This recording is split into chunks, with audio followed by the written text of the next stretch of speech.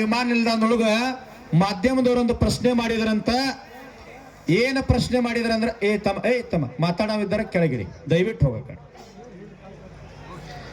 ಪ್ರಶ್ನೆ ಮಾಡಿದಾಗ ಸಿದ್ದೇಶ್ವರ ಸ್ವಾಮಿಗಳು ವಿಮಾನ ನಿಲ್ದಾಣದೊಳಗೆ ಹೇಳಿದ್ರಂತ, ಬುದ್ಧಿ ಜಗತ್ತಿನ ಎಲ್ಲಾ ದೇಶಕ್ಕೆ ಅಡ್ಡಾಡ್ತೀರಿ, ನೀವು ಯಾರಿಗೆ ಗೌರವ ಕೊಡ್ತೀರಿ ಅಂತಂದಾಗ ಸಿದ್ದೇಶ್ವರ ಸ್ವಾಮಿಗಳು ಹೇಳಿದ್ರು, ಮಣ್ಣಿನೊಳಗ ಚಿನ್ನದಂತ ಬೆಳೆ ಬೆಳೆದು ಜಗತ್ತನ್ನ ಜೀವಂತವಾಗಿ ಇಟ್ಟಿರ್ತಕ್ಕಂಥ ರೈತನಿಗೆ ನಾನು ಮೊದಲ ಗೌರವ ಕೊಡ್ತೀನಿ ಅಂತ ಹೇಳಿದ್ರಂತ. ಅದೇ ರೀತಿಯೊಳಗ ರೈತರಿದ್ರ ನಾವು, ರೈತ ಇಲ್ಲ ಅಂದ್ರೆ ಇಲ್ಲ ಅಂತೇಳಿ ಚಿಂತನೆ ಹೇಳಿರ್ತಕ್ಕಂಥ ಶ್ರೀಮನ್ ನಿರಂಜನ ಪ್ರಣವ ಸ್ವರೂಪಿ ಸಿದ್ಧಲಿಂಗ ಮಹಾಸ್ವಾಮಿಗಳಿಗೆ ತಮ್ಮೆಲ್ಲರ ಜೋರಾದ ಚಪ್ಪಾಳೆ ಮೂಲಕ ಧನ್ಯವಾದಗಳು ಸಲ್ಲಿಸ್ರಿ. ಇನ್ನೊಂದು ಮಾತು, ಇದೆಲ್ಲ ಏನು ಪೆಂಡಲ್ ಹಾಕ್ಯಾರಲ್ಲ ನಿಂಗಪ್ಪ ಪಕ್ಕಂಡಿ ಅಂತ ಹೇಳಿ ನಮ್ಮ ಜಡಪಿಯವರು, ಯಾಕವ್ರ ಮಾತು ಹಗಲೆಲ್ಲ ತಗೊಳ್ತೀವಿ ಅಂದ್ರ ಬರೇ ಪಂಚಾಯತಿ ಮೆಂಬರ್ ಆದ್ರ ಗಾಡಿ ಚೇಂಜ್ ಆಕ್ಕವ್.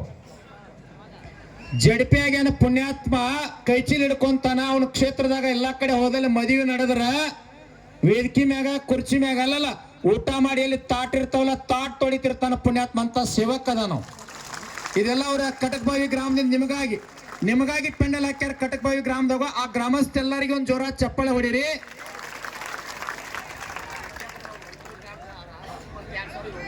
ಅವರ ಕ್ಷೇತ್ರದ ಮಂಟೂರು ಗ್ರಾಮದ ಗ್ರಾಮಸ್ಥರು ಸಮಸ್ತ ರೈತರು ತಾಯಂದ್ರು ಕೊಡ್ಕೊಂಡು 25,000 ರೊಟ್ಟಿ ತಂದಾರ. ಜೋರಾದ ಚಪ್ಪಾಳೆ ಹೊಡೀರಿ ಅವ್ರಿಗೆ.